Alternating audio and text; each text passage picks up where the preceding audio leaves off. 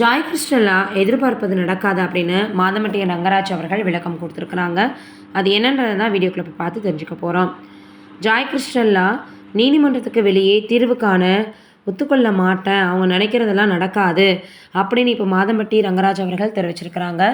கோவை மாதம்பட்டியை சேர்ந்த சமையல் கலைஞர் மற்றும் நடிகரான மாதம்பட்டி ரங்கராஜ் குறித்து தான் சமீப நாட்களில் அதிகமாக பேசப்பட்டு வந்துட்டுருக்கு.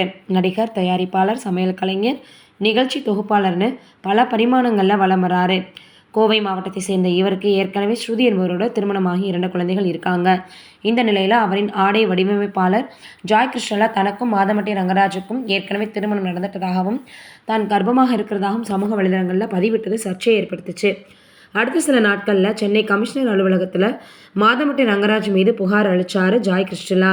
நானும் மாதம்பட்டி ரங்கராஜும் திருமணம் செஞ்சுக்கிட்டோம், எங்களுக்கு குழந்தை பிறக்க போகுது அப்படிலாம் சொல்லியிருந்தாங்க. இந்த நிலையில் நிறைய சமூக வலைதளங்களில் பதிவிட்டாங்க. ஆனால் மாதம்பட்டி ரங்கராஜ் மௌனம் காத்து வந்தார்.